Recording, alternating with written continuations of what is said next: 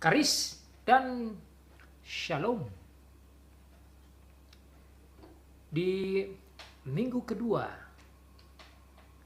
bulan Januari 2021, kita telah sampai ke pertengahan kitab Wahyu. Dari 22 pasal, sekarang kita telah di pasal 11. We are now in the chapter 11 of Revelation.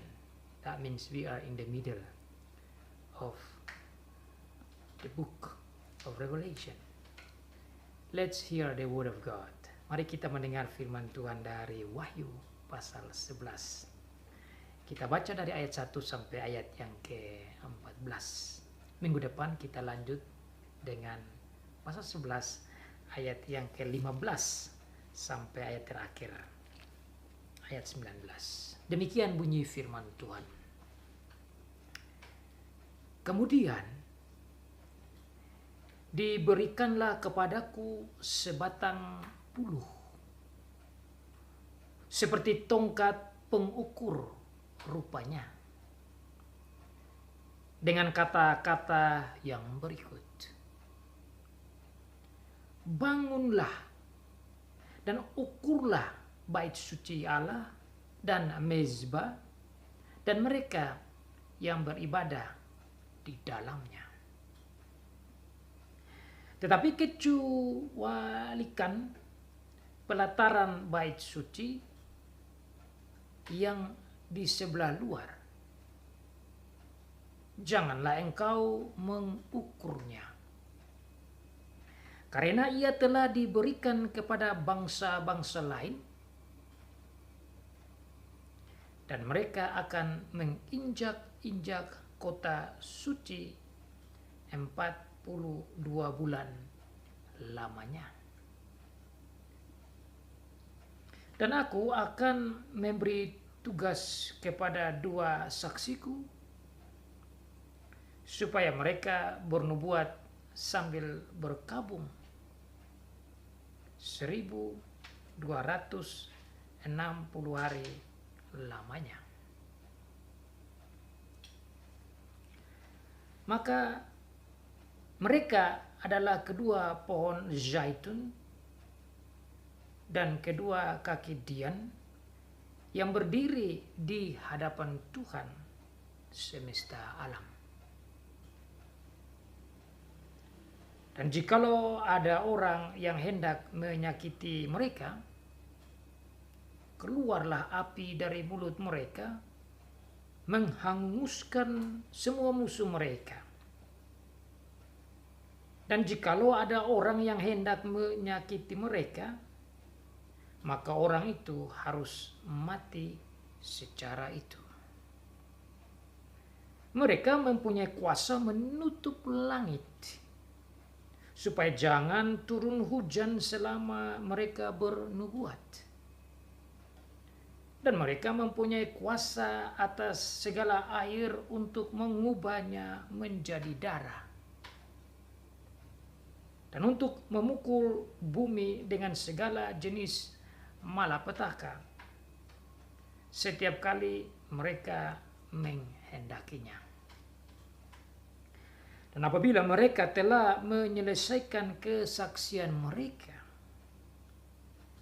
maka binatang yang muncul dari jurang maut akan memerangi mereka dan mengalahkan serta membunuh mereka. Dan mayat mereka akan terletak di atas jalan raya kota besar, yang secara rohani disebut Sodom dan Mesir, di mana juga Tuhan mereka disalibkan. Dan orang-orang dari segala bangsa dan suku dan bahasa dan kaum melihat mayat mereka 3,5 hari lamanya. Dan orang-orang itu tidak memperbolehkan mayat mereka dikuburkan. dan mereka yang diam di atas bumi bergembira dan bersukacita atas mereka itu, dan berpesta dan saling mengirim hadiah. Karena kedua nabi itu telah merupakan siksaan bagi semua orang yang diam di atas bumi. 3,5 hari kemudian masuklah roh kehidupan dari Allah ke dalam mereka, sehingga mereka bangkit, dan semua orang yang melihat mereka menjadi sangat takut. Dan orang-orang itu mendengar suatu suara yang nyaring dari surga berkata kepada mereka, "Naiklah kemari." Lalu naiklah mereka ke langit, diselubungi awan, disaksikan oleh musuh-musuh mereka. Pada saat itu terjadilah gempa bumi yang dahsyat, dan 1/10 bagian dari kota itu rubuh, dan 7.000 orang mati oleh gempa bumi itu. Dan orang-orang lain sangat ketakutan, lalu memuliakan Allah yang di sorga. Celaka yang kedua sudah lewat. Lihatlah, celaka yang ketiga segera menyusul. So far, the reading of the word of God. Demikianlah jauh pembacaan firman Tuhan. Diberkati bagi setiap anak Tuhan yang membaca, yang mendengar, dan melakukan firman Tuhan. Gereja harus terus bersaksi seperti api yang menyala-nyala. Gereja haruslah terus bersaksi seperti api yang menyala-nyala. The church must keep on witnessing like a blazing fire. Itulah tema bagi kita untuk bagian firman Tuhan Wahyu pasal 11 ayat 1 sampai 14. Saudara, perikop ini yang di dalam terjemahan bahasa Indonesia Lai memberikan judul 2 saksi Allah,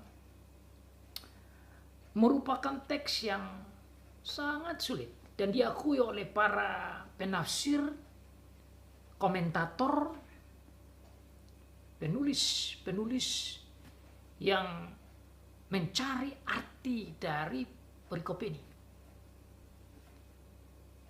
Saya juga bergelut dengan bagian ini dan saya mengambil waktu banyak dalam rangka memahami bagian ini agar saya dapat mengerti, kemudian memberikan pengajaran kepada saudara dan siapa saja yang mendengar YouTube ini.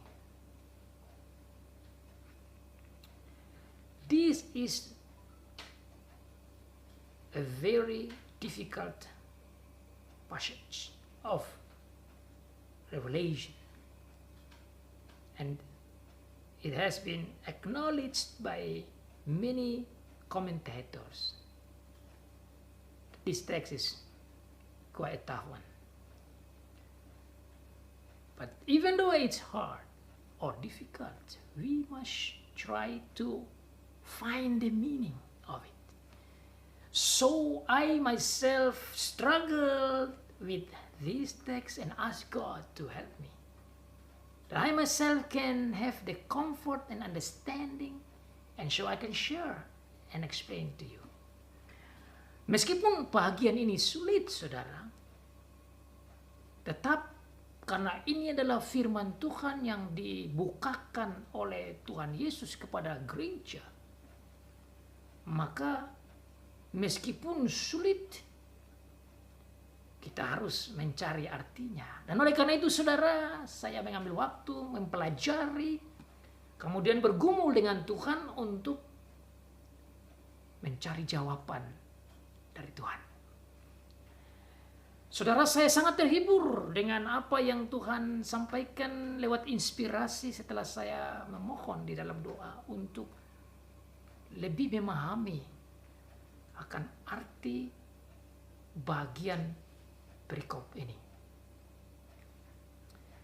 Dan saya mendapat pengertian bahwa untuk memahami bagian pasal 11 ayat 1 sampai ayat yang ke-14 ini, kita harus melihatnya lewat pasal 10 yang minggu lalu kita telah pelajari bersama. In order to understand this part, I got the inspiration from God that we must understand through the context of the Bible, which is seen from chapter 10 that we have learned last week. Dalam pasal yang ke-10, saudara, izinkan saya untuk mereview kembali agar kita bisa bersama melihat arti pasal yang ke-11, perikop pertama. Minggu lalu saudara dan saya telah belajar sisipan pertama setelah kita bersama-sama belajar tentang sangkakala yang pertama sampai sangkakala yang ke-6. Sebelum masuk ke sangkakala yang ke-7, di mana terdapat murka Allah yang dahsyat lewat cawan-cawan murka yang akan dilaksanakan oleh Tuhan. Terdapat dua sisipan di dalam pasal 10 dan pasal yang ke-11. So chapter 10 and chapter 11 were given by God in the middle of trumpet number 6 and trumpet number 7. So that's why before we understand chapter 11 first part, we must also remember chapter 10. And in chapter 10, I have summarized that in chapter 10, you have the triune God, the mighty angel is our Lord Jesus Christ, the seven thunders is the Father, and the voice from heaven is our Lord, Holy Spirit, God the Spirit.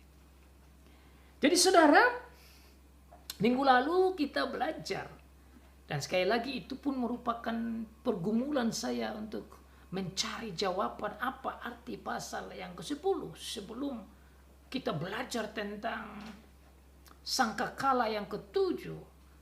Tuhan lewat Rasul Yohanes menyampaikan sisipan pertama, yaitu berbicara pasal 10, dan di sana kita belajar tentang the mighty angel coming down from heaven, dan mighty angel atau malaikat yang kuat yang turun dari surga itu saya melihat sebagai Tuhan Yesus Kristus sendiri.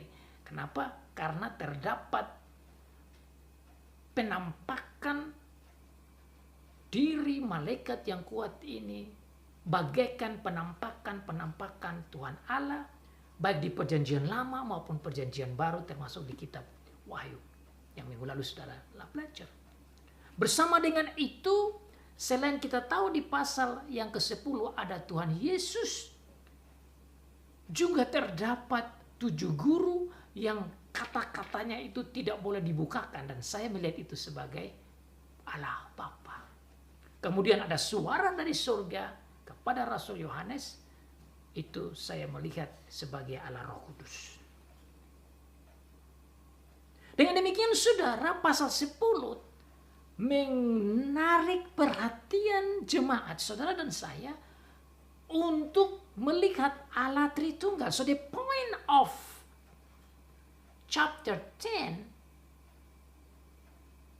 is to get the attention and focus of the church, which is you and me, to see the importance of the presence and the power of our triune God, Father, Son, and Holy Spirit.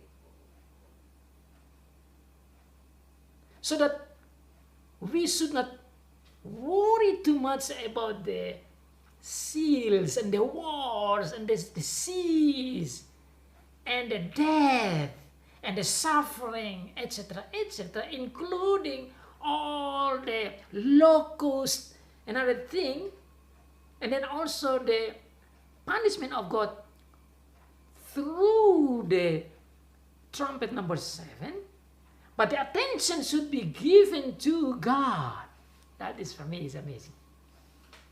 For me, that is a very, very deep comfort. And also for me, this is very, very wise. Ini adalah cara pemberitaan yang sangat bijak, yang sangat menghibur, dan sangat menguatkan. Kenapa? Karena dengan memberitakan sisipan pasal 10 tentang Bapa, Anak, dan Roh Kudus Allah Tritunggal di antara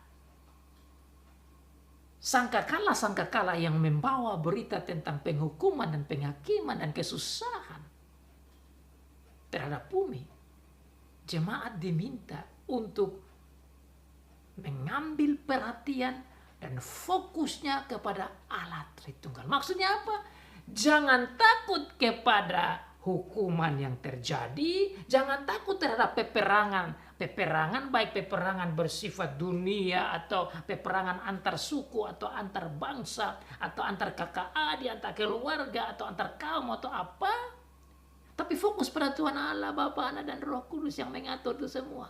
Jangan takut pada virus-virus dan penyakit-penyakit yang datang, tapi fokuslah kepada Allah Bapa, Anak, dan Roh Kudus. Jangan takut kepada barang-barang yang mahal akibat peperangan. Jangan takut pada makanan yang menimbulkan kelaparan oleh karena begitu tingginya, mahalnya bahan makanan. Tetapi fokuslah kepada Tuhan. Jangan takut terhadap berbagai macam bencana alam yang datang menghantam industri pertanian dan perkebunan dan kehutanan dan air laut dan air tawar. Bahkan juga gerakan, pergolakan dan semua goncangan-goncangan langit. Jangan takut terhadap itu. Tetapi fokuslah kepada Bapa, Anak, dan Roh Kudus. Saya melihat demi cara begitu, saudara. Menurut saya ini sangat menghibur. Maka saudara, pasal 10 ini penting untuk kita perhatikan dalam melihat arti pasal 11. That's why chapter 10 is very important in order to understand chapter 11. Another thing that I like to share is about actually the end of chapter 10. Poin yang lain yang saya ingin sampaikan selain berbicara tentang Allah Bapa, Allah Anak, Allah Roh Kudus di dalam pasal 10 yang memberikan hiburan yang dalam dan kekuatan yang luar biasa bagi kita. Bagian terakhir dari pasal 10 di dalam konteks ini sangat penting. Di dalam memahami pasal 11. Mari kita lihat pasal yang ke-10 ayat yang ke-10 dan 11. Lalu aku mengambil kitab itu dari tangan malaikat itu, yaitu Tuhan Yesus. Yohanes ambil dan memakannya. Di dalam mulutku ia terasa manis seperti madu, tetapi sesudah aku memakannya, perutku menjadi pahit rasanya. Maka ia berkata kepadaku, engkau harus bernubuat lagi kepada banyak bangsa dan kaum dan bahasa dan raja. Menurut saya ini adalah ayat kunci menuju ke pasal 11. I think these verses are the key verses, specifically verse 11. When our Lord Jesus Christ said to John, after telling him to eat the scrolls, he must teach or preach or proclaim the word of God to all kind of people.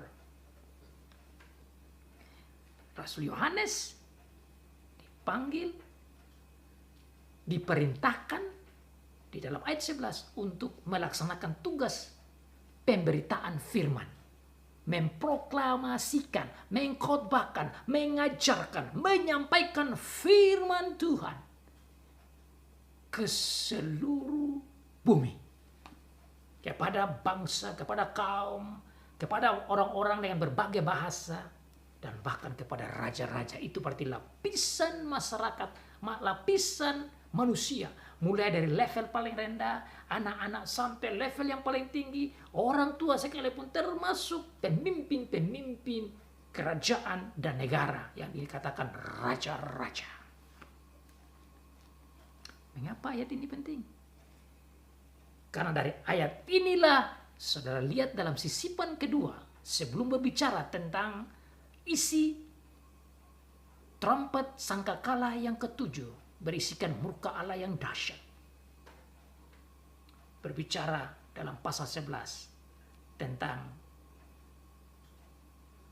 mengukur bait Allah dan mezbahnya dan orang-orang percaya yang ada di dalamnya. Menurut saya, pasal 11 meskipun bicara tentang dua saksi, sekaligus berbicara tentang the body of Christ, tubuh Tuhan Yesus, yaitu gereja. Yang ini akan saya bahas satu persatu di dalam perikop ini. Jadi pasal 10 atensinya harus kepada Bapa, Anak, dan Roh Kudus di dalam rangkaian gambaran semua hukuman dan penghakiman Allah, tetapi bersama dengan melihat Bapa dan Anak dan Roh Kudus Allah Tritunggal yang mengatur semua ini. Pasal 11 atensi diarahkan yang kedua kepada gereja. Makanya saya kasih tema pasal 11 perikop pertama ini berbunyi, gereja haruslah bersaksi terus bagaikan api yang menyala-nyala. Saya gunakan kata api karena dalam ayat di perikop ini juga berbicara, mereka berbicara bagaikan api. The church must keep on giving the witness like a blazing fire. Gereja menjadi perhatian yang kedua sebelum berbicara tentang sangkakala yang ketujuh. Mari kita lihat apa yang Tuhan bicara tentang gereja. Kemudian diberikanlah kepadaku sebatang bulu, kepadaku yaitu kepada Yohanes, sebatang bulu. Itu adalah semacam bambu, alat pengukur. Dalam bahasa asli dan bahasa Inggris dikatakan itu semacam tongkat pengukur. Kalau bahasa sekarang dikatakan meter. Bahasa Inggris itu meter itu datang juga dari bahasa asli itu meter pengukur. Jadi Rasul Yohanes mendapat atau diberikan tongkat pengukur untuk mengukur bait Allah, mezbah, dan orang yang beribadah.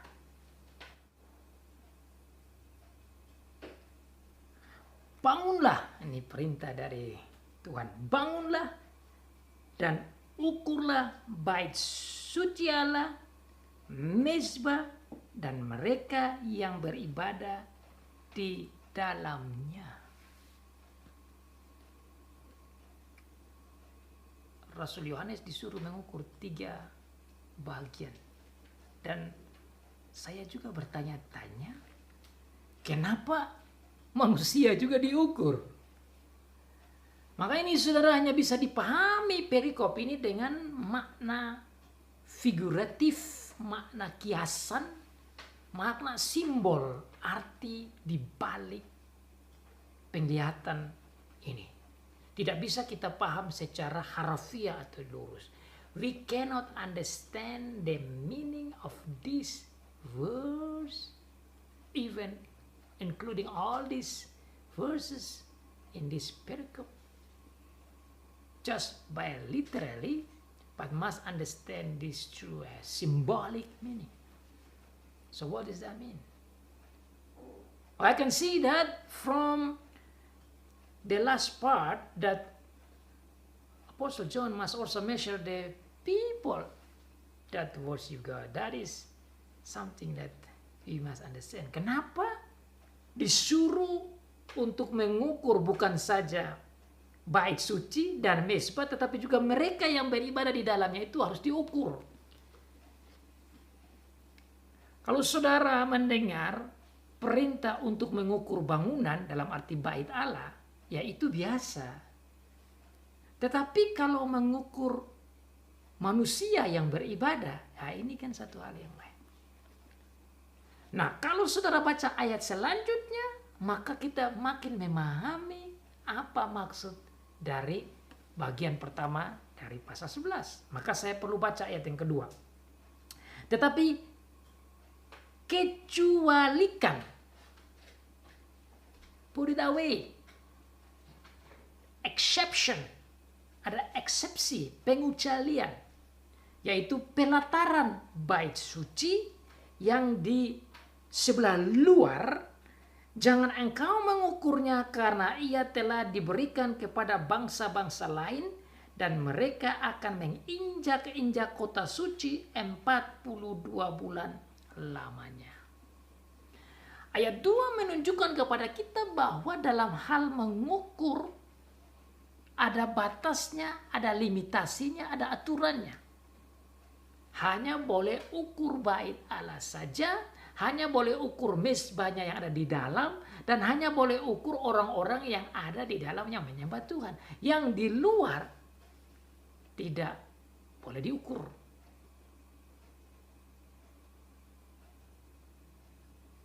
Apa maksudnya? Saya melihat ini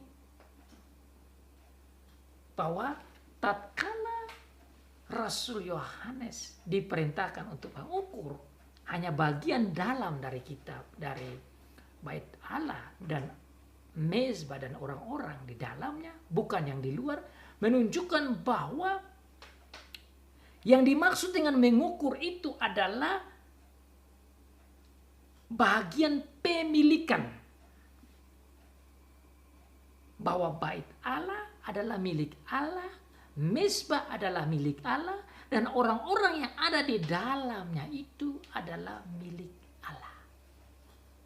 This part and people belong to God, while the outsiders is not God. Dengan demikian saudara, saya melihat bagian yang diukur ini milik Allah, tidak lain adalah gereja. Maka atensi yang saya bilang tadi itu, atensi sekarang ini adalah pada gereja. Gereja mendapat perhatian dari Allah sebagai milik pusaka Allah, sementara yang di luar gereja bukan dihitung sebagai milik Allah. Meskipun Allah menciptakan mereka. Tetapi yang tidak percaya kepada Bapa, Anak, dan Roh Kudus, itu dilihat sebagai bukan milik Allah.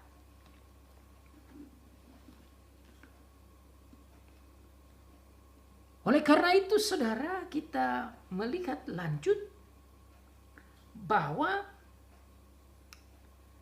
tugas daripada gereja sebagai milik Allah harus keluar dan menyampaikan berita kepada orang-orang yang di luar pelataran, agar mereka mengenal akan Allah dan menerima Allah dan bisa terhitung di dalam bait Allah.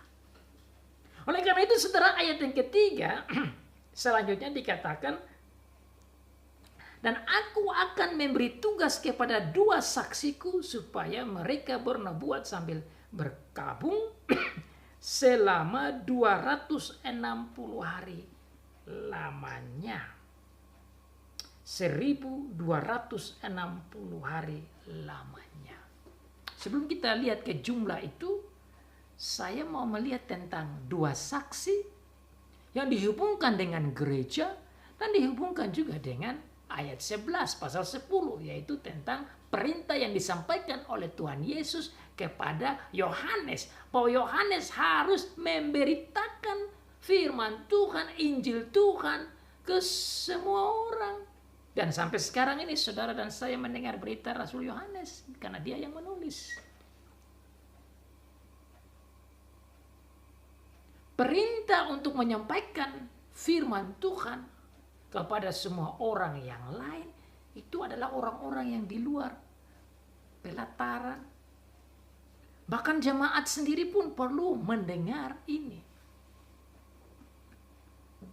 Dan ini harus disampaikan terus bagaikan api yang menyala-nyala tanpa berhenti pemberitaan firman.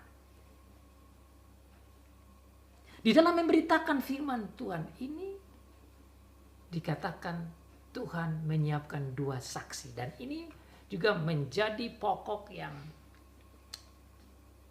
hangat, sangat menarik, karena semua orang bertanya siapakah kedua saksi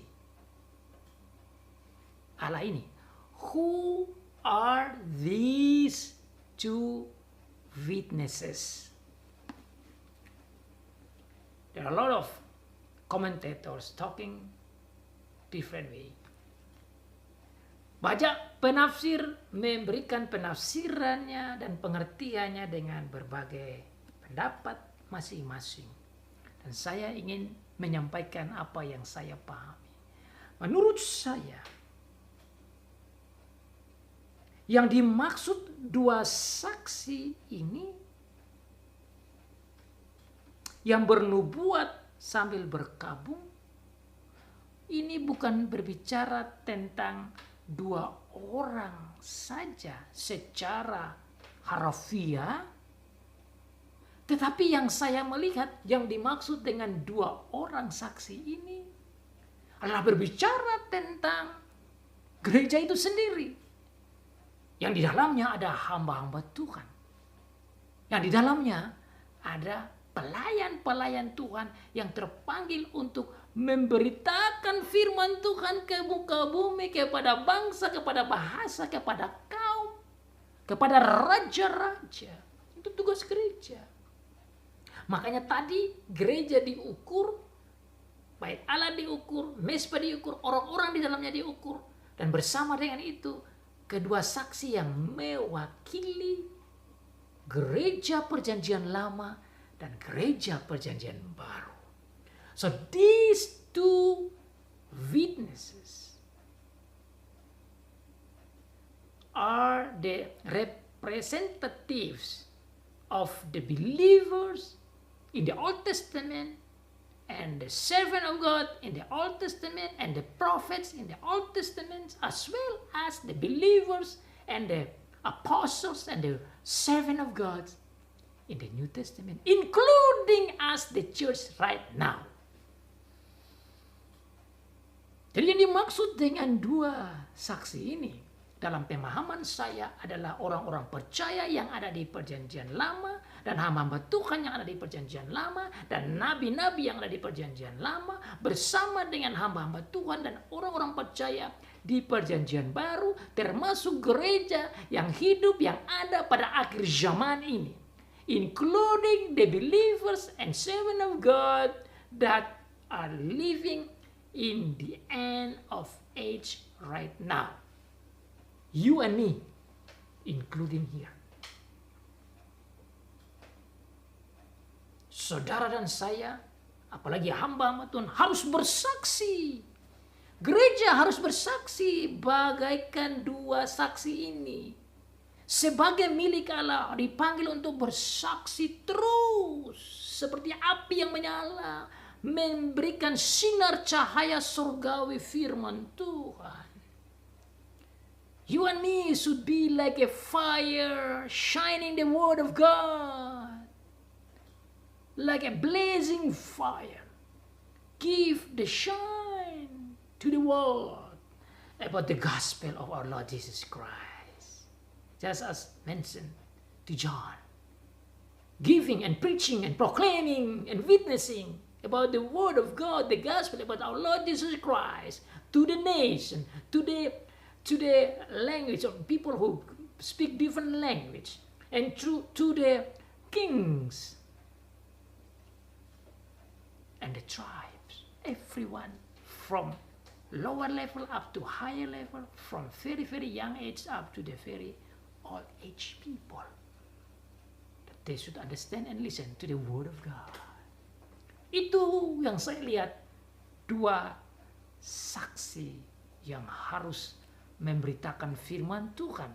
Memberitakan firman Tuhan bagaimana? Nah, ini dalam penerjemahan bahasa Indonesia saya perlu sampaikan sedikit lain. Dikatakan di sana, dua saksiku ini atau gereja bernubuat atau bersaksi sambil berkabung. Dalam bahasa Inggris dia katakan demikian. And I will give power to my two witnesses, and they will prophesy for 1,260 days, clothed in sackcloth.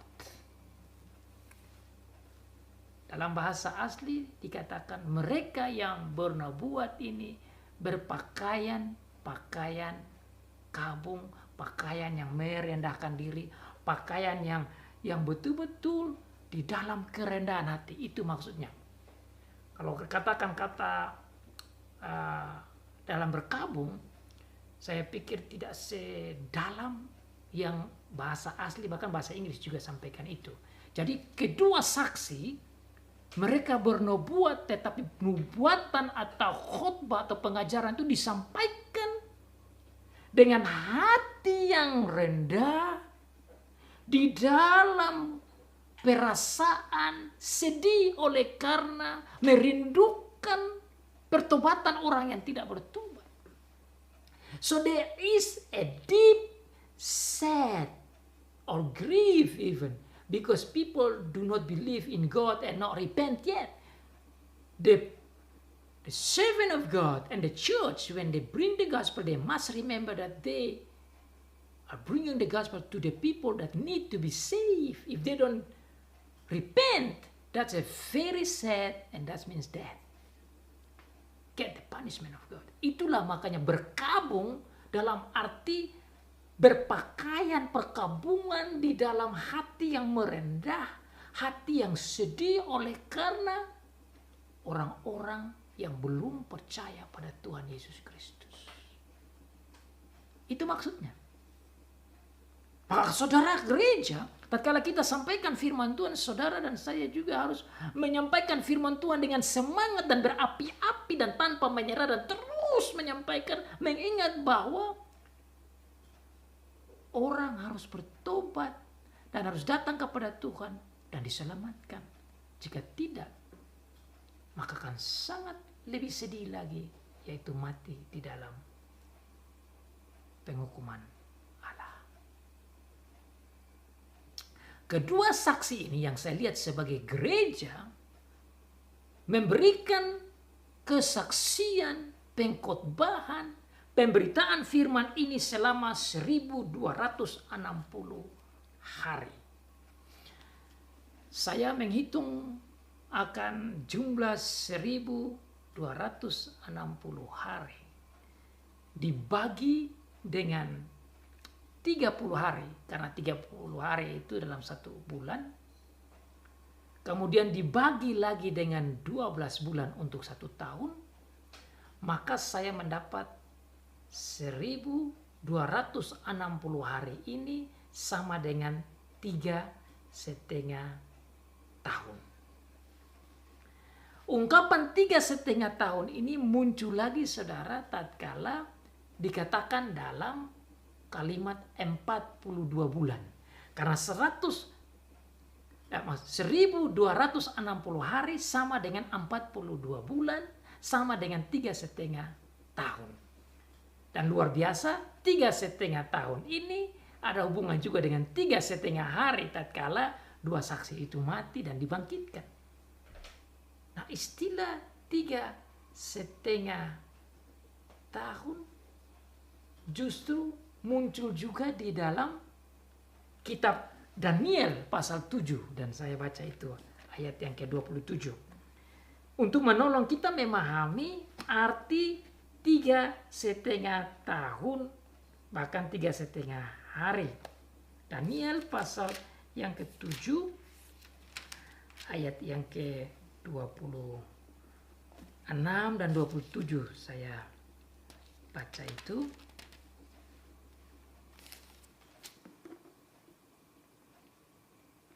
Lalu majelis pengadilan akan duduk dan kekuasaan akan dicabut daripadanya untuk dimusnahkan dan dihancurkan sampai lenyap. Ayat 27.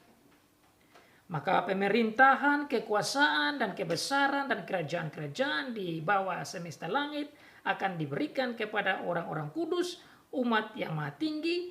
Pemerintahan mereka adalah pemerintahan yang kekal.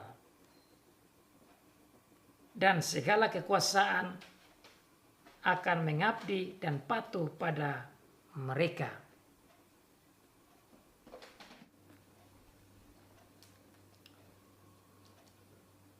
Bersama dengan ayat yang ke-27, di dalam ayat yang ke-25 berbicara tentang masa.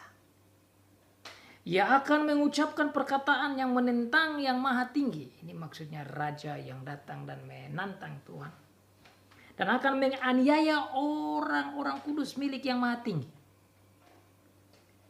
Ia berusaha untuk mengubah waktu dan hukum. Dan mereka akan diserahkan ke dalam tangannya selama 1 masa, dan 2 masa, dan setengah masa. Berbicara tentang 3,5 masa. 3,5 masa di kitab Daniel. 3,5 tahun di kitab Wahyu. Keduanya berbicara tentang akhir zaman. Saya melihat tentang 3,5 ini berhubungan dengan masa waktu yang Tuhan berikan kepada gereja sepanjang abad untuk menyampaikan firman Tuhan. Dan tatkala masa ini sudah genap, datanglah Tuhan Yesus. So this 3.5 years is talking about the season that being given to the church to bring the gospel before the coming of our Lord Jesus Christ. Mereka menyampaikannya dengan berkabung. Mereka adalah kedua pohon zaitun dan kedua kaki dian yang berdiri di hadapan Tuhan semesta alam. Ekspresi pohon zaitun tidak sering dipakai. Itu hanya bisa dilihat dalam kacamata Zakaria pasal 3. Tetapi ekspresi kaki dian, kalimat simbol kaki dian sering dipakai oleh Tuhan Yesus. Sehingga untuk memahami kedua ekspresi ini, kita pakai dan kita lihat kata kaki dian untuk memahami kenapa kedua saksi ini disebut sebagai pohon zaitun dan sebagai kaki dian. Di dalam Wahyu pasal 1, tatkala Tuhan Yesus menampakkan dirinya ke Rasul Yohanes, dikatakan bahwa Tuhan Yesus berjalan di tengah kaki dian, 7 kaki dian. Dan dikatakan bahwa 7 kaki dian, Tuhan Yesus sendiri menjelaskan bahwa kaki dian itu adalah gereja. Jadi, 2 saksi adalah kaki dian, adalah gereja. kaki Dian adalah gereja, maka kedua pohon zaitun juga adalah gereja. Dan itu bisa kita paham lewat Zakaria pasal yang ketiga. Dan itu bisa kita baca dari ayat 1 sampai ayat yang ke-14. Tetapi ayat 13 dan ayat ke-14 sudah cukup untuk kita baca, untuk kita bisa pahami arti pohon zaitun. Dan saya baca saja dari ayat 12. Untuk kedua kalinya berbicaralah aku kepadanya. Apakah arti kedua pohon zaitun yang di samping kedua pipa emas yang menyalurkan cairan emas dari atasnya itu? Ia menjawab aku, maksudnya Tuhan ya. Tidakkah engkau tahu apa arti semua ini? Jawabku, tidak Tuanku. Lalu ia berkata, inilah kedua orang yang diurapi, yang berdiri di dekat Tuhan seluruh bumi. Jadi ungkapan ini tentang 7 kaki Dian, 2 kaki Dian, dan ungkapan khususnya pohon zaitun ini berbicara tentang manusia, tentang gereja. Dan dihubungkan dengan zaitun karena dari pohon zaitun ini menghasilkan minyak zaitun yang dipakai untuk minyak pengurapan bagi hamba-hamba Tuhan, yaitu kepada gereja itu sendiri.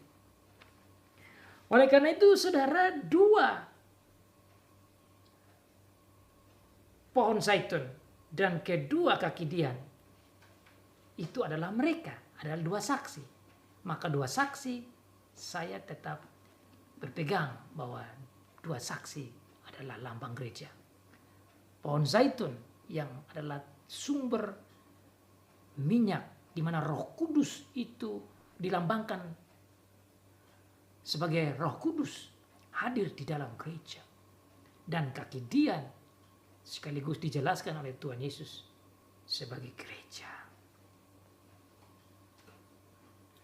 Gereja yang berdiri di depan Tuhan semesta alam.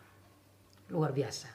Pengukuran tentang gereja, saksi tentang gereja, kaki Dian tentang gereja, pohon zaitun juga tentang gereja. Fokus pasal 11 bagian perikop ini tentang gereja. Itu yang menghibur saya. Dan jikalau ada orang yang hendak menyakiti mereka dalam arti gereja, keluarlah api dari mulut mereka dan menghanguskan semua musuh mereka. Sekali lagi saudara, jangan berpikir ini secara harfiah, literal. Bukan artinya api keluar dari mulut seperti yang dituliskan. Tetapi apa dimaksud api keluar? Itu artinya kalimat firman yang disampaikan dan diproklamirkan kepada orang yang tidak menyukai dan memusuhi gereja. Kata-kata mereka itu bagaikan api. Karena firman Tuhan itu disampaikan dan menggoncangkan hati orang yang tidak percaya atau yang menyusahkan gereja. Maka saudara, tatkala saudara berbicara tentang firman Tuhan dan proklamirkan tentang firman Tuhan ini keluar bagaikan api. Kenapa api? Memang firman Tuhan itu datang menghakimi karena firman Tuhan itu kebenaran. Firman Tuhan itu bicara tentang keadilan. Dan tatkala kebenaran dan keadilan disampaikan kepada orang yang tidak benar dan tidak adil, dan yang membuat kejahatan, itu bagaikan api disumburkan ke orang-orang itu. So when the church preach the word of God, it's like fire comes out from their mouth towards the people who hate the church. Amazing, isn't it, that you have the word of God like fire. So that's why I said, church must bring the gospel and the word of God and continue like a blazing fire. Api keluar dari mulut, dan saudara, mari kita terus menyampaikan firman Tuhan, bersaksi. Dan kalau ada orang yang tidak percaya dan menyusahkan kita, kita menyampaikan firman Tuhan, apa yang firman Tuhan kita sampaikan itu bagaikan api yang menghanguskan. Ini luar biasa, saudara. Maka penting kita pegang firman Tuhan untuk sampaikan kepada orang. Jangan saudara sampaikan firman saudara atau kata-kata saudara, tapi sampaikanlah firman Tuhan supaya itu menjadi seperti api. Itu yang dikatakan oleh Tuhan. Api keluar dari mulut mereka menghanguskan semua musuh mereka. Ini jelas, saudara. Orang boleh saja pretending atau pura-pura seperti tidak hancur di hati. Tapi kalau firman kebenaran disampaikan, orang yang berbuat jahat itu bagaikan api menghanguskan dadanya dan dirinya. Karena firman Tuhan itu benar, firman Tuhan itu menghanguskan, firman Tuhan itu adil. Tatkala orang yang mau buat jahat melawan firman Tuhan. Ini luar biasa. Dan jikalau ada orang yang hendak menyakiti mereka, dalam arti gereja,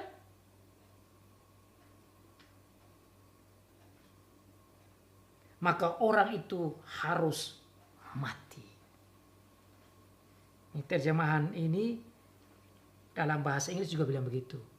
Saya baca saja. Kalau di dalam bahasa Inggris sudah mati secara itu, tapi bahasa Inggris sebenarnya bahasa asli juga tidak bilang begitu, hanya bilang mati. Orang yang mau mengharm, mau menyakiti gereja, orang itu akan mati. Saya baca di ayat yang ke-5 bahasa Inggris.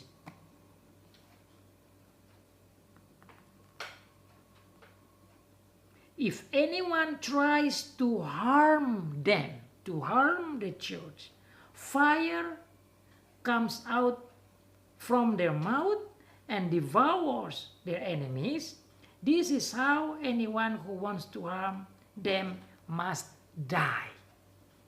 Siapa yang ingin menghancurkan gereja dalam arti orang percaya, orang itu akan mati. Saya kira ini luar biasa. Ini kita kadang-kadang takut terhadap orang yang mau menghancurkan gereja, mau menghancurkan maksudnya umat Tuhan. Kita takut mendengar itu atau menghadapi itu. Tetapi Tuhan bilang di sini, orang yang buat jahat kepada gereja atau orang percaya, orang itu akan mati. Berarti Tuhan itu adil. Siapa yang berbuat ketidakadilan kepada umat Tuhan, siapa yang membuat kejahatan kepada umat Tuhan, secara busuk dan jahat orang itu akan mati. Menurut saya ini liburan. Dan memang Tuhan juga sudah katakan sebelum bahwa orang yang mati syahid, yang martir karena kebenaran, karena firman, itu dikumpul oleh Tuhan dan lihat oleh Tuhan. Tetapi siapa yang berbuat itu, dia akan dihukum dan dikatakan akan mati. Saya pikir ini menghibur saudara dan saya bahwa Tuhan adil, sekaligus ini jawaban doa bagi orang-orang yang percaya. Mereka, sekali lagi dua saksi yang saya lihat sebagai gereja, mempunyai kuasa menutup langit supaya jangan turun hujan selama mereka bernubuat, dan mereka mempunyai kuasa atas segala air untuk mengubahnya menjadi darah dan untuk memukul bumi dengan segala jenis malapetaka setiap kali mereka menghendakinya. Tentu saudara berpikir, wah, siapa yang bisa begini? Oh, memang tidak semua orang bisa berbuat hal seperti ini, tetapi ada makna rohani yang menunjukkan bahwa gereja bisa buat itu, dalam arti gereja perjanjian lama, gereja perjanjian baru itu bisa. Dan memang faktanya di perjanjian lama ada terjadi itu. Saudara mau ingat? Itu saudara bisa lihat di dalam 1 Raja-Raja pasal 17. Anggota gereja dalam hal itu diwakili oleh Elia tatkala orang yang tidak percaya Tuhan, Ahab dan istrinya yang menjadi musuh gereja, dan banyak orang yang tidak percaya yang menyembah Baal, menyembah berhala, itu dibuktikan oleh gereja Tuhan menyertai gereja dalam hal ini hamba Tuhan, Dan apa yang hamba Tuhan katakan itu terjadi. Mari kita lihat di dalam 1 Raja-Raja pasal 17. Lalu berkatalah Elia orang Tisbe dari Tisbe Gilead kepada Ahab, raja yang tidak taat Tuhan. Demi Tuhan yang hidup, Allah Israel yang kulayani, sesungguhnya tidak akan ada embun atau hujan pada tahun-tahun ini, kecuali kalau ku katakan, unless I say, then there will be rain, but otherwise no rain for these years. Look at that, that's a church.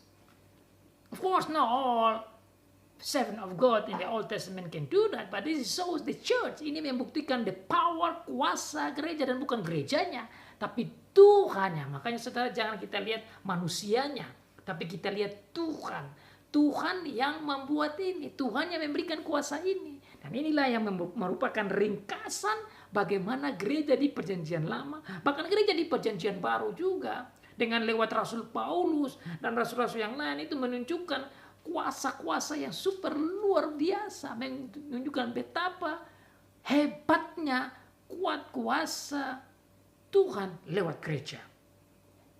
Juga ada dikatakan satu simbol yang lain, mereka punya kuasa untuk bisa rubah air menjadi darah. They have the power to change the water into blood. Dalam sejarah gereja ada itu terjadi. Kapan?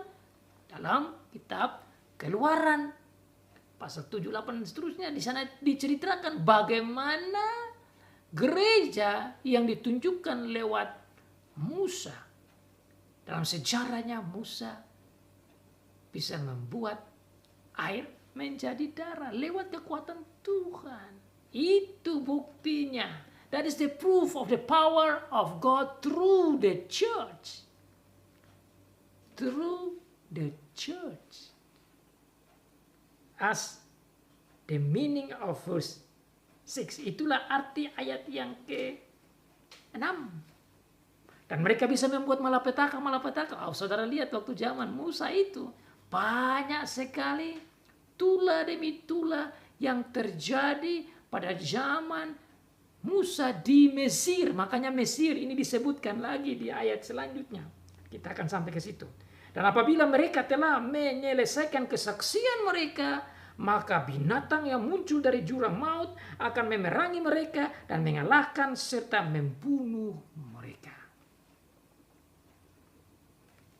Binatang yang keluar dari jurang maut, saya lihat ini tidak lain yaitu simbol dari si iblis, si ular tua, setan yang melawan hamba-hamba Tuhan. Jadi tatkala hamba-hamba Tuhan di Perjanjian Lama, di Perjanjian Baru memberitakan firman Tuhan, iblis pun tidak tenang dan dia berusaha untuk mematikan, membunuh akan hamba-hamba Tuhan. Itu dalam ini mewakili gereja. Dan saudara, di dalam Perjanjian Lama ada banyak bukti, banyak hamba-hamba Tuhan, banyak nabi-nabi yang dibunuh. Di dalam Perjanjian Baru juga banyak hamba-hamba Tuhan, rasul-rasul, bahkan Tuhan Yesus sendiri dibunuh, dilempar, misalnya Stefanus, dan seterusnya. Saudara lihat bagaimana susahnya, menderitanya hamba-hamba Tuhan bersama itu dengan gereja, dengan umat Tuhan. Saudara bisa baca juga di dalam Wahyu pasal yang kedua dan seterusnya, bicara tentang gereja itu susah, gereja di Smyrna, susah gereja yang di Philadelphia dan gereja-gereja yang lain menghadapi kesusahan, dan hamba Tuhan itu sampai dipanggang dan dibuang di mulut singa. So many members of the church and the servant of God, both in the Old Testament as well as in the New Testament, even right now, these days, they have suffered death for the sake of the faith and for the sake of God and for the sake of the word of God, the gospel. Karena firman Tuhan, karena Injil Tuhan mereka mati. Jadi saudara, kita belajar yang terjadi di Perjanjian Lama terhadap gereja dan terhadap hamba-hamba Tuhan, dan juga apa yang terjadi di Perjanjian Baru terhadap gereja dan terhadap hamba Tuhan. Betapa sulitnya, betapa menderita bahkan sampai mereka dibunuh. Itu bukan hal yang baru. Dan saudara juga tahu di zaman ini pun, akhir zaman ini, di akhir zaman ini juga banyak hamba-hamba Tuhan, banyak anggota gereja yang sengsara bahkan mati dibunuh karena iman. Even these last days, during the end of the time season, the believers and the servant of God suffer, even died, because of the faith and the word of God and because of the preaching of the gospel.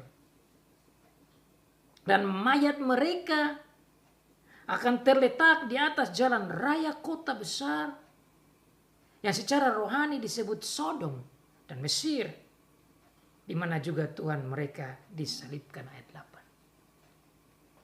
8. Ayat ini menunjukkan bahwa orang-orang yang percaya itu mati di daerah-daerah orang yang tidak mendengar firman Tuhan seperti yang ada di Mesir. Tatkala zaman orang Israel di Mesir, orang-orang Mesir bersama pimpinannya tidak mendengar firman Tuhan, maka dikatakan Mesir menunjukkan lambang ketidakpercayaan dan ketidaktaatan kepada Tuhan. Sodom juga merupakan tempat yang sama, menunjukkan ketidaktaatan dari orang-orang Sodom yang begitu jahat. Dan Tuhan Yesus juga mati di Yerusalem, juga menunjukkan bagaimana ketidaktaatan orang Yahudi dalam melawan Tuhan dan membunuh Tuhan Yesus di Yerusalem. Jadi inilah tempat-tempat yang menunjukkan simbol ketidaktaatan dari negara, bangsa, kota, tempat. Sehingga orang-orang yang percaya dibunuh di tempat-tempat seperti itu. Tempat-tempat yang berjiwa jahat seperti Sodom, seperti Mesir, seperti yang ada di Yerusalem pada saat Tuhan Yesus disalibkan.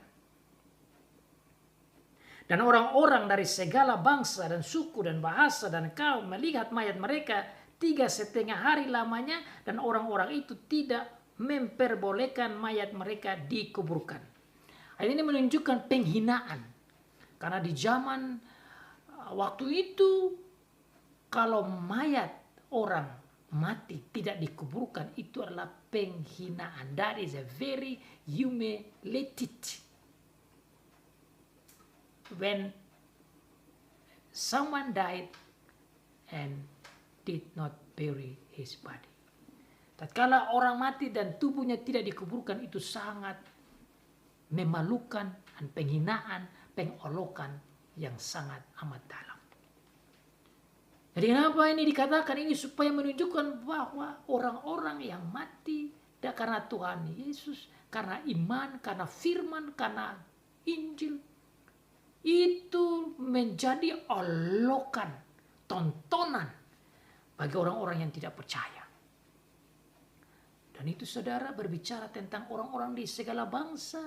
Berarti ada banyak orang di bumi di segala bangsa yang tidak percaya dan melihat dan mengolok dan mau supaya orang-orang itu dibuat seperti demikian, artinya dihina dan tidak perlu dikubur. Istilah tidak perlu dikubur itu sama dengan pengolokan. Bagaimana bisa tahu? Saudara,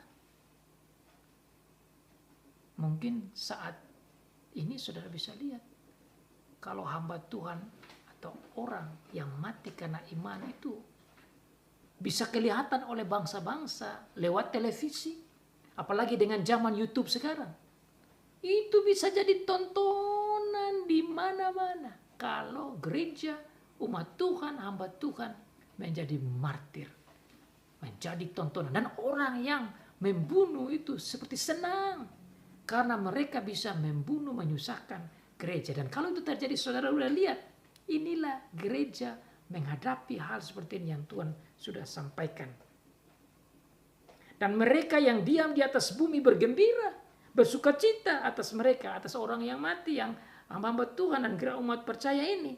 Dan berpesta dan saling mengirim hadiah karena kedua nabi itu telah merupakan siksaan bagi semua orang yang diam di atas bumi.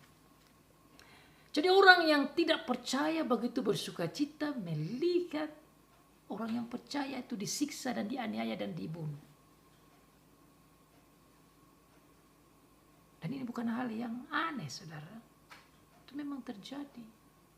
Mulai dari zaman perjanjian lama sampai perjanjian baru, sampai akhir zaman ini pun sudah sering terjadi kalau hamba Tuhan, umat Tuhan itu disiksa atau dibunuh, itu menjadi hal yang membawa sukacita bagi orang-orang yang tidak percaya. Bahkan digambarkan dengan mengirim hadiah, digambarkan sukacitanya dengan berpesta. Ini adalah gambaran kata-kata menunjukkan betapa sukacitanya orang-orang yang tidak percaya melihat orang percaya itu mati. The expression here shows the joy of the unbelievers when they saw or find out that the believers being killed or being destroyed or persecuted. They found that is a joyful. Because they don't believe. Karena tidak percaya, maka itu yang terjadi, yang dijelaskan ayat yang ke-10.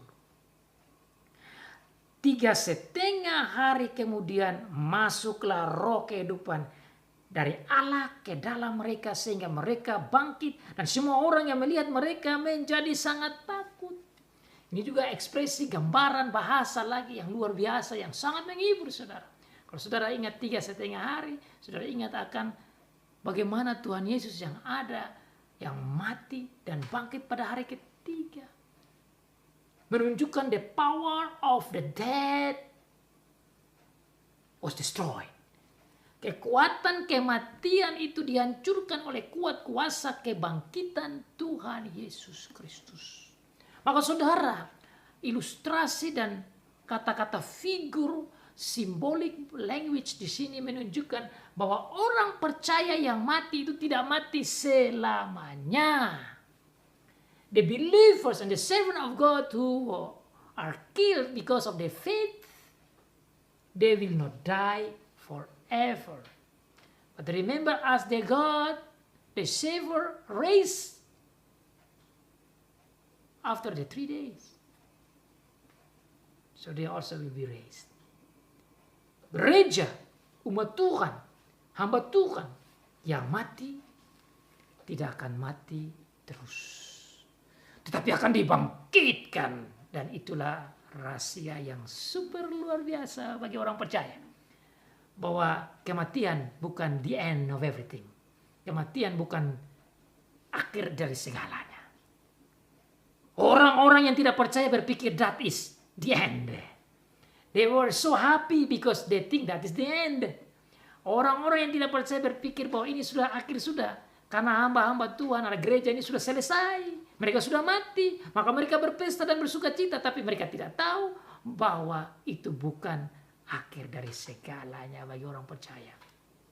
Karena seperti juru selamat kita bangkit, maka orang percaya pun akan dibangkitkan. Itulah yang dikatakan roh kehidupan, roh Tuhan datang kepada gereja, yaitu mereka itu, gereja orang percaya, sehingga mereka bangkit. Saudara, ini hiburan, saudara. Saudara, kita mati, kita akan dibangkitkan. Kalaupun mati karena iman, kita dibangkitkan. Ataupun mati karena apapun, kita dibangkitkan. Inilah bedanya, saudara. Kita percaya Tuhan Yesus dan tidak percaya. Saudara percaya pada Tuhan Yesus, saudara dibangkitkan sama seperti Tuhan Yesus. The death is not scare things, but the death is becoming a bridge to see God. Kematian bukanlah satu yang menakutkan, tetapi jembatan pada hidup yang kekal. Like a bridge going to God. So you dead in God, you will be raised. Mati dan dibangkitkan. Dan semua orang yang melihat menjadi sangat takut. Orang yang tidak percaya akan kaget dan takut. Karena apa? Karena orang percaya dibangkitkan. dibangkitkan. Nah ini saudara akan terjadi pada akhir zaman, pada saat Tuhan Yesus datang. Semua ini akan clear. Semua ini akan menjadi jelas. Apakah firman Tuhan ini benar atau tidak? Apakah kata-kata Tuhan Yesus benar atau tidak? Apakah Tuhan Yesus Allah atau tidak? Apakah kita selamat dalam Tuhan Yesus atau tidak? Ini akan nyata di akhir zaman saat Tuhan Yesus datang. Sekarang semua boleh katakan kita salah, mereka benar, yang lain yang paling benar, tidak apa-apa. Tetapi firman Tuhan tidak akan salah, dan saat Tuhan Yesus datang, saudara yang percaya akan dibangkitkan. Dan saudara yang tidak percaya akan melihat apa yang terjadi. Dan dikatakan di sini, yang tidak percaya itu akan lihat dan takut. Melihat menjadi takut. Dan orang-orang itu ayat 12 mendengar suatu suara yang nyaring dari surga berkata kepada mereka. Orang-orang yang melihat kebangkitan orang-orang percaya, orang-orang yang melihat kebangkitan hamba-hamba Tuhan, orang-orang yang melihat kebangkitan orang-orang yang ikut Tuhan Yesus, mendengar, ini pada akhir zaman, mendengar suara yang nyaring dari surga berkata kepada mereka, naiklah kemari. Berarti suara ini datang dari surga. Ya ini tidak lain yaitu Tuhan Allah sendiri. This is not other than the word of God from heaven. Say to the believers, say to the member of the church, the body of Christ, come up.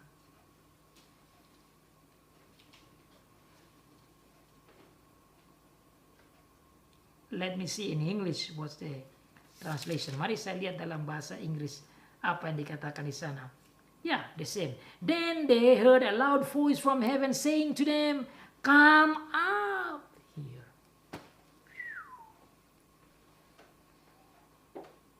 What a beautiful message. Berita yang begitu luar biasa yang kita rindukan ini saudara. Tatkala Tuhan bilang, naiklah, mari. Kami. Seperti Bapa mau memeluk anak-anaknya. In the loving care. Di dalam cinta kasih yang luar biasa. Yang dianiaya, yang menderita, yang susah, yang diolok-olok, yang dihina, yang mati karena Tuhan. Mari. Come here.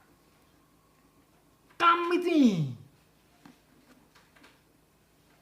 Come.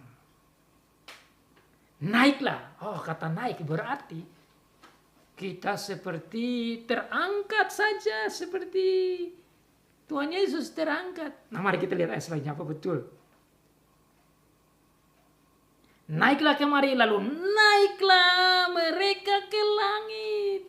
Wow, you and me, flag flying.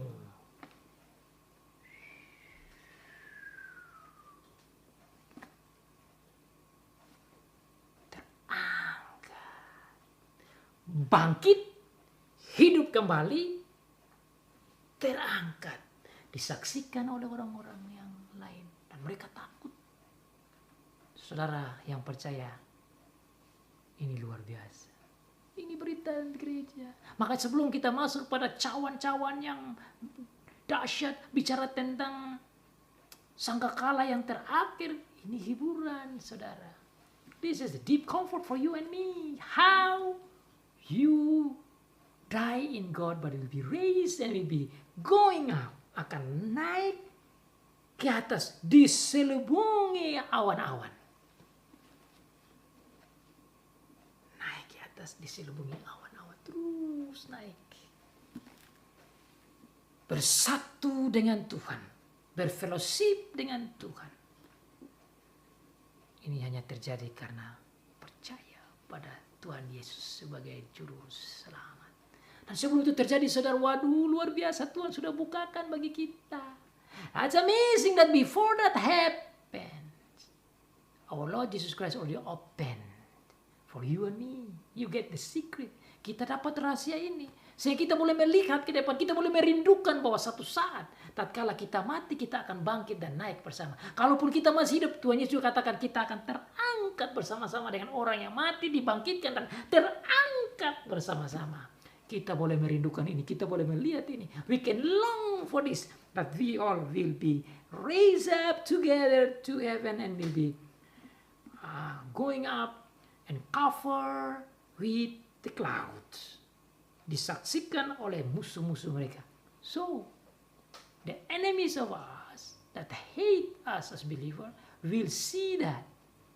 Wah, saya kalau waktu naik terangkat saya juga mau lihat itu orang-orang itu bagaimana. Kasihan mereka tidak bertobat. Yang bertobat bersyukur, yang tidak bertobat mereka juga akan lihat kita terangkat. Pada saat itu terjadilah gempa bumi yang dahsyat dan 10 bagian dari kota itu rubuh. Dan 7.000 orang mati oleh gempa bumi itu. Dan orang-orang yang sangat ketakutan. Lalu memuliakan Allah yang di surga. Ini berbicara tentang hukuman Allah kepada tempat yang ada di bumi ini. Ini berbicara tentang 7.000 juga jumlah orang-orang yang tidak percaya. Dan orang-orang yang lain harus memuliakan Allah, betapa Allah itu hebat dan luar biasa.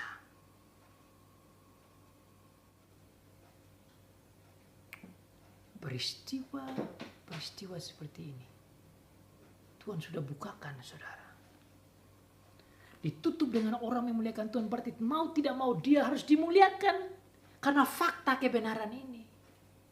Bahwa Tuhanlah yang buat semua ini. Maka saudara, apabila saudara dengar firman Tuhan dan saudara percaya, percayalah dengan kuat. Saudara yang percaya, yakin dengan teguh. Saudara yang ikut Tuhan, ikut dengan 100%. Kalau saudara belum percaya atau bingung, saudara pikir baik-baik. Jangan saudara lupakan Tuhan. Jangan saudara menyangkal Tuhan sebagai juru selamat Tuhan Yesus Kristus.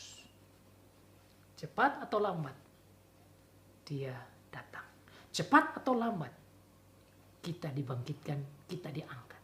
Cepat atau lambat, kita akan bersama-sama dengan dia. Saudara, apa untungnya, apa pentingnya firman Tuhan ini disampaikan? Tujuannya tidak lain supaya saudara dan saya melihat segala macam gejolak, kesusahan dan penderitaan dan peperangan. Saudara dan saya tidak perlu takut.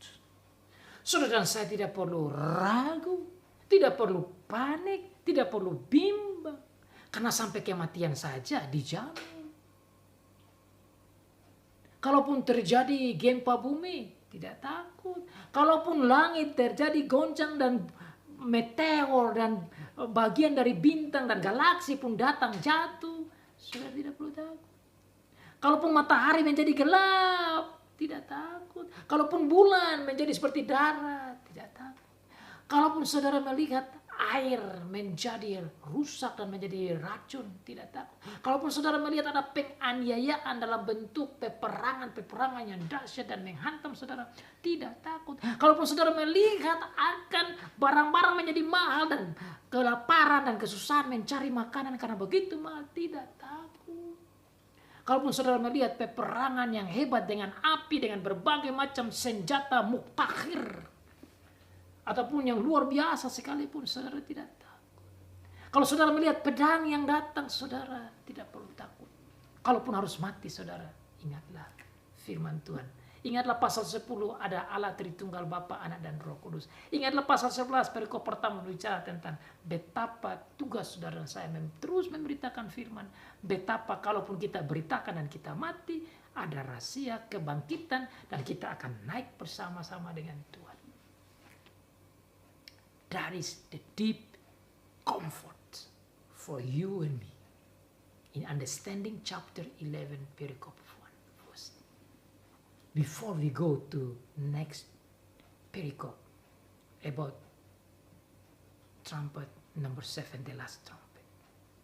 Sebelum kita memahami lebih dalam tentang hukuman-hukuman Allah yang datang lewat sangkakala yang terakhir, saudara dan saya belajar tentang baiknya Tuhan, tentang hebatnya Tuhan, tentang kasihnya Tuhan, tentang luar biasanya Tuhan, tentang dalamnya perhatian Tuhan.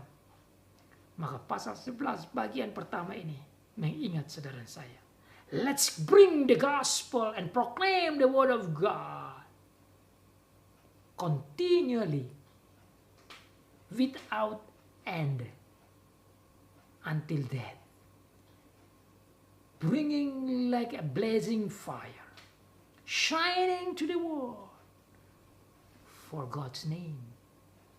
Gereja, saudara dan saya dipanggil untuk terus bersaksi, terus memberitakan firman, terus berkhotbah, terus mengajar, terus menyampaikan firman Tuhan. Bagaikan api yang menyala-nyala, bersinar, bercahaya bagi dunia, kepada bangsa dan kaum dan bahasa dan kepada raja-raja, untuk mengenal Tuhan, memuliakan Tuhan, bertobat, dan mengikuti Tuhan. Tahun 2021 adalah tahun berkat.